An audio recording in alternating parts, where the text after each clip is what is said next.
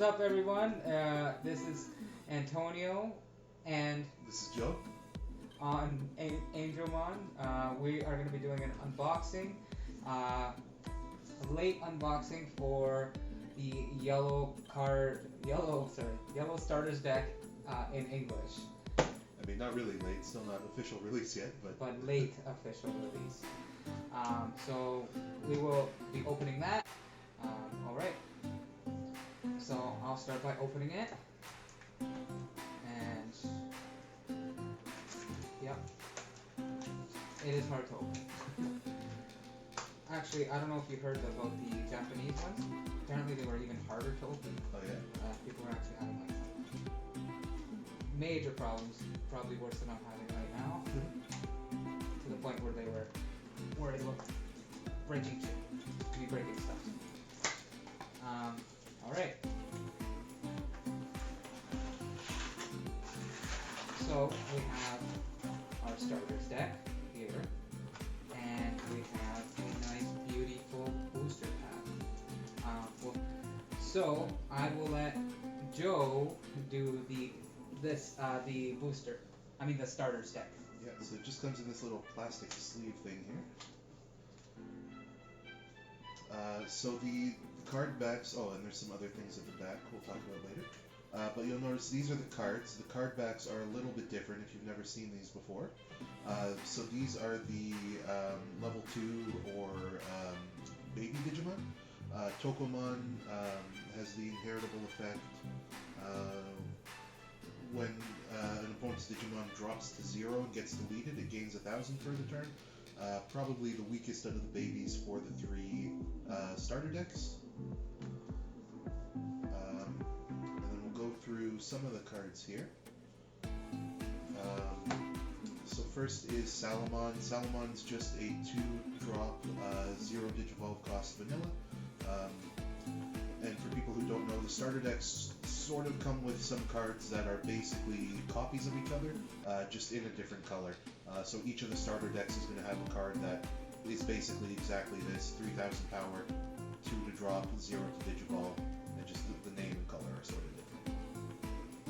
The reason why I let him explain the game is because he explained it to me, and I'm still fully trying to get everything. Tapirmon is another vanilla, but a little bit stronger at 4,000 power. The deck comes with 4 copies of most cards, but the reason people recommend sometimes to buy 2 of each deck is there's certain cards that only have 2 copies of each in the deck. And like you said before, you can't get any cards that are in this booster pack. You cannot get in these nice little beautiful packs. So you're almost required to buy those. And you know what? They're like, honestly, they got some good cards, some good fundamentals. I know Red has Gaia Force, and oh my god, Yeah. if you guys look that up, that card is dope. It's my favorite. One of the best option cards in the game will probably be that way, at least for Red, for a pretty long time. Patamon has an inheritable effect. You gain a memory every time you drop something to 0. So that's sort of the theme for Yellow. They like to decrease the opponent's Digimon power, and then if you get them all the way down to 0, they blow up. And in this deck, you get a lot of bonus effects for doing that. Patamon, probably one of the better ones, gaining a memory. Then Anjumon, this is one of the cards that you only get 2 copies of, so if you want a full play set of 4, you do need 2 copies of Yellow. And his effect when attacking, you gain 1 memory if you have 4 security cards or more. So Yellow's other gimmick that they like to do other than dropping attack is recovering security cards, adding more to their security pile. One thing I want to emphasize to a lot of you guys, this game is only going to get better with people showing interest in it. That's why me and Joe are doing these videos. We're doing these videos because we want people to be interested in this game. We want to advertise this game so that more interest comes, means more play, more tournaments, more store stock. Because trust me, this pre-release, I almost didn't get anything in the pre-release, and I was going to be pretty disappointed. I got it very late, and shocking. It was almost shocking when I got it. So please, guys. Yeah, and I think they've already announced that the starter decks in particular are being delayed until mid-February, at least in North America. but I think ultimately it's almost sort of a good thing. It shows that there is a lot of demand for the game.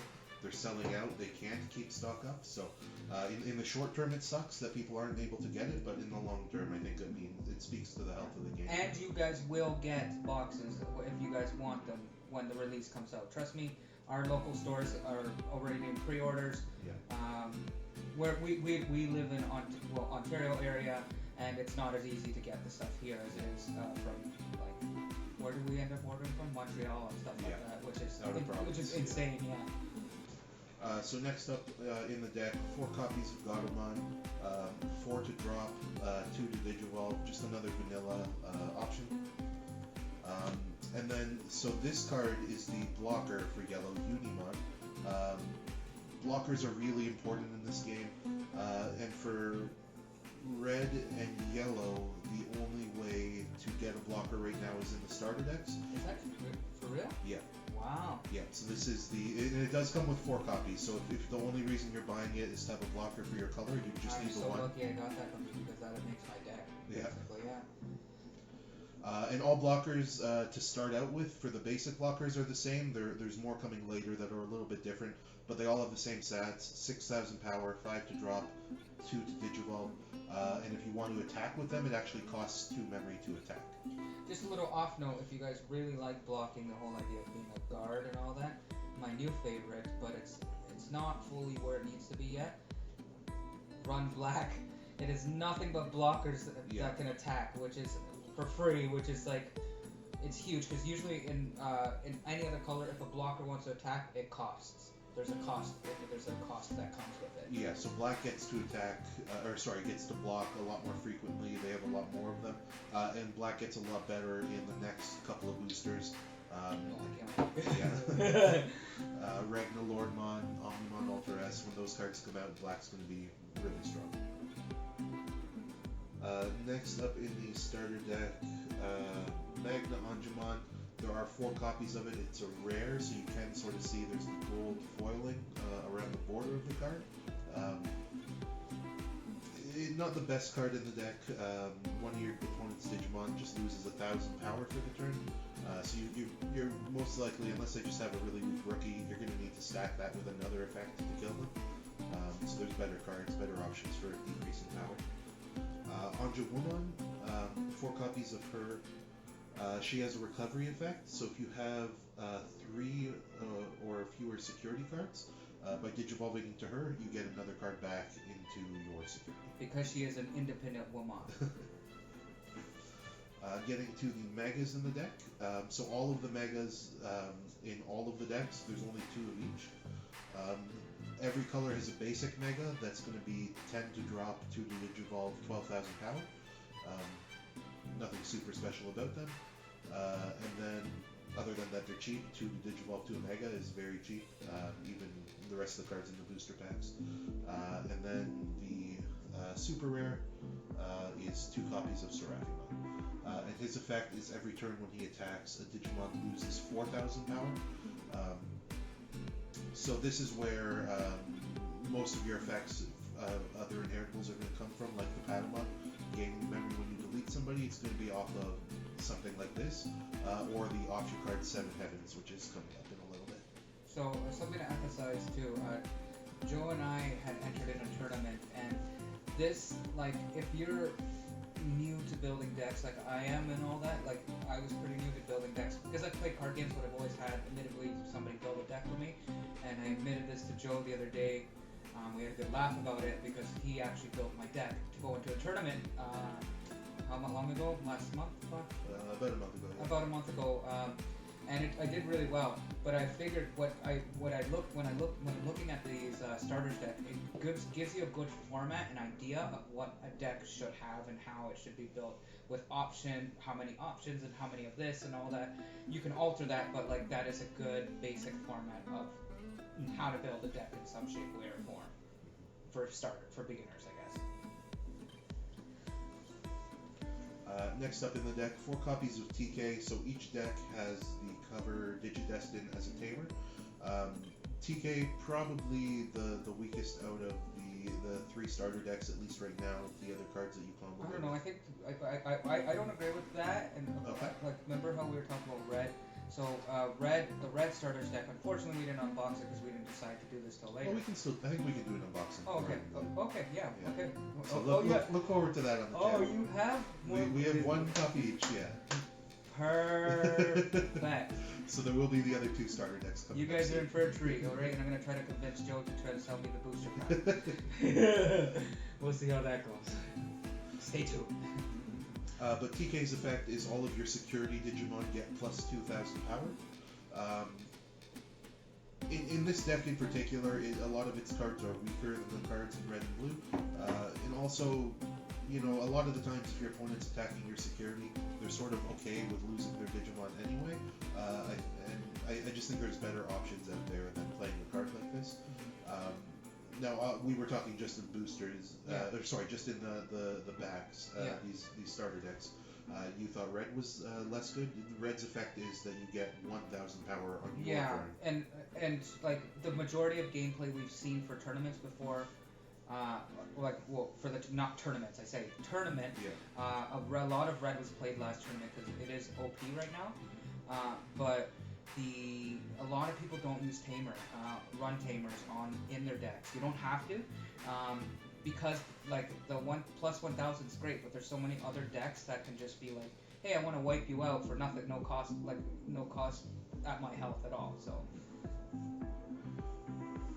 Yeah. Now in the booster packs, there's a different TK that's actually one of the best tamers in the game. You get to look at your security cards, add one to your hand, and then refill your security with another card. Yes, that I do have. Yeah, and I believe it also is a memory fixer where it sets your memory to 3 I think every so. turn. Yeah. So it's a really strong card. I would definitely run that over these guys. Next up, Heaven's Gate. I think every starter deck color has a card like this, where it just gives your Digimon 3,000 power for 1 cost. I don't know, might be marginally useful somewhere. Yeah. I almost think it's better to just pay an extra 1 or 2 memory, get another rookie on the field. Why bother powering something up or Digivolve into something stronger? And again, right now, like yellow's really new in the aspect of there's nothing big. Most of their best cards don't come out till February. Yeah, and from what I hear, in February, yellow is gonna be disgusting. Like it's not gonna be fun to go up against. That's why when he told me he had an extra yellow, I was like, I'm buying it. There's no question. Heaven's Gate, your opponent gets minus 2,000 power on 1 Digimon. Okay, not the best for 2 cost. This is also one of the cards that there's only 2 copies of, so if you want the playset, you do need a second deck. Holy Flame. I'm sorry, I'm a child. I thought you were gonna say holy shit. Yeah, I thought you were gonna swear for a second and just saw something and then I didn't see. So Holy Flame, there's 4 copies of this. It's sort of a stall card. You give one of your opponent's Digimon -3 security attack. So basically, unless they have at least +4 security, they're not doing any damage to you that turn. For 2 cost, if that's the card you're going to run, I definitely wouldn't recommend 4 of it. Again, I just think there's better cards out there. And then the last card in the deck, just 2 copies of 7 Heavens. So each deck color has a sort of removal card. Yellow's is a cost of 7. You decrease one of your opponent's Digimon by 10,000 attack. That by itself will kill basically any level 5 or lower, and some level 6s, especially if you pair it with other effects in here, like Seraphimon attacking and decreasing something by 4,000. Now you're starting to kill most things in the game, but definitely not as good as Gaia Force. Gaia Force only costs 1 extra and destroys anything without any conditions. And like the other thing is, Joe is really like I'll give Joe this. He's really good at building decks. He really knows how the chemistry of things. And I'm not sure if he plans on doing it with the channel where this is gonna go, but maybe he'll do an instructional video on how to build certain types of decks. Yeah, I think we'll start doing, as we start doing some deck battles on this channel, we'll also start doing some deck profiles. Yeah. And just sort of talk about why we built the decks the way that we did. And actually, before we filmed, I did something a little spicy that we didn't think was gonna work, but it it showed potential. Like there's, I'm still working on it, but I guess I'll call it total destruction is what we'll call it. It just my total destruction deck. But sorry, just before we get to that, a couple other things. These are just the memory counters that come with each starter deck. They have these little circular things up here that pop out of the card, and you can use it to track memory. It's just sort of. I noticed, no yellow ones came in the booster boxes, eh? That was probably purposely, eh? What's that? Yellow ones did not come in the booster boxes, did they? I think it's just blue in the booster packs. Yeah. I just noticed it's that. It's different than the blue in the starter deck. So It's like it's a different type of blue. It's its own thing. Yeah. I didn't even look at those. I don't even know what those are. These are just some mini instructions. Gives you some basic rules on playing the game, what different cards are. I wouldn't learn the game from this. The PDF is available online on the official site. And there's also an app. An app that teaches you how to play the game. The app's not the best. It actually doesn't really explain things. You just sort of have to go in and figure it out on your own. I'll also add to that, there's a Japanese, the game's Japanese, but there's a computer game that's Japanese for this. I saw somebody playing it, I didn't know it existed. But the Japanese version to what the cards do, to my understanding thus far, is the same as what they do in English. They're not crossing Japanese cards with English cards, but they do the same thing. The idea was to make the game as close as possible to the other to the Japanese version, and that's why the release is happening so quickly, 1 month after the other, and trying to catch up. I think we're gonna catch up by 4 or something. Was the plan or something? I don't know if we'll ever fully catch up. No. But, because the 4th booster is now just the 4th booster that Japan got. Yeah, there was some disappointment about what they called it or something weird. Yeah, like something weird. All right. So if you also didn't know, every I think we mentioned this. Every starter deck comes with a booster pack. Yep. So Antonio, go ahead and open that thing up. Yeah. So this feels heavy. Do it. Okay, and heavy. Oh yeah. Heavy's a good thing, hopefully, but that could just mean. That's easily 0.3 grams over the average right there. Yeah, but you know what? And I was telling Joe this that the booster packs are actually really quite nice because you get more cards in them, and you don't pay. Well, so far, hopefully the price of the game doesn't go up too much. Yeah. But with the booster box that we bought each, around $110, and how many packs of cards did it come in? 24. And keep in mind that price is in Canadian. Yeah, so. and that's with rares. That's with rares and everything. Yeah, one really nice thing about the booster packs is you're guaranteed 2 rares. In the English release, it was just 1 in the Japanese. Yeah, and you're guaranteed some other stuff as well. So this is the little blue memory thing. Yeah, that comes in the boosters. It's even flimsier. It's made out of a different material than the one in the starter decks. But if you have nothing else, it'll do the job. So, here's just to start. Unlike Pokemon, there's no card trick to finding the rare. No, they put the seven commons right at the start, 3 uncommon behind that, and then the 2 rares. Yeah, so there's no card trick. There's nothing special I need to do. And if there's a super rare or a secret replacing one of the rares, it's always the very deck. Okay, I haven't moved anything yet. I'm excited. Okay, so we'll start. We got a Numemon. He does nothing. He's just a level 3. So yeah, but he's actually level 4. He's level 4, sorry. So yes, he's a really cheap level. And that's a black. This is black, by the way. I got I'm gonna butcher some of the names. Gabumon. Yep. And he has an inheritable ability. What an inheritable ability is, when you digivolve a Pokemon, of Digimon, they get that ability. Some of them say when they digivolve twice, so it depends on what it says. But this one, inheritable, it triggers draw 2 cards. So, and then trash 1 from your hand. So it's really cool. Like this is purple, and purple is like undead, I guess is the best way to put it. Yeah, they have graveyard manipulation. Graveyard manipulation, yeah. This one, Muchomon, was my favorite up until recently, until I started rebuilding my deck. Low cost to digivolve, and no, does he actually cost more? No, he costs 1, so it's actually sort of more. No, that's what I meant. He has more health than your average level. Yeah. But he's a popular card in, say, Rookie Rush decks because 5,000 is just out of Volcanic for long range. Yeah. So a lot of people like him for Rookie Rush for that reason. And Rookie Rush essentially is just playing a bunch of low-end monsters and not giving somebody an opportunity to do anything about it. Yeah. But there's ways with red deck to stop that. that I've gotten very handy with. Armadillo does nothing, but he's a level 3. Try not to do it. Forbidden Temptation, and this is an option card. I've talked to Joe about this. I'm really hoping that they put instant cards. There's no instant cards in this game. He wants like trap cards, like in Yu-Gi-Oh. Yeah, like no, I don't mean like trap cards, but like just instant reaction cards. You know, like something. Yeah, like a hand trap that you play with your opponent. That's okay. Let's not call it Yu-Gi-Oh. Okay, Okay. Yu-Gi-Oh is its own thing. But yeah, this card is cool. Until the end of your opponent's next turn, you get one of your opponent's Digimon that can't attack or block. And here's a nice little ability. So when you're playing, you have things in security, and that's what the rivalry tamer is essentially attacking. And when they're attacking that, if they attack this card while it's in security face down, its security ability will activate. And in this case, your opponent Digimon does not unsuspend their next unsuspend phase. So basically, they're stuck, and they can't attack it, and they can't block basically. Again, I didn't mention this is green, and this is what's his name? Can't see. No, green. Oh, Digimon. No, what's the green tamer?